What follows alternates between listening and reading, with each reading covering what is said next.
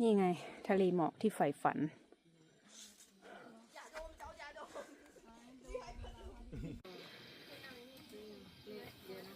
กินข้าวที่ไหนกัน โอ้ยเดี๋ยวสิกูจะลงยังไงก่อนมึงจะกินข้าวที่ไหนแล้วกูจะลงไปยังไงเดี๋ยวเด็กไหน ลองทำด้วยขนมปังแล้วลองกินขนม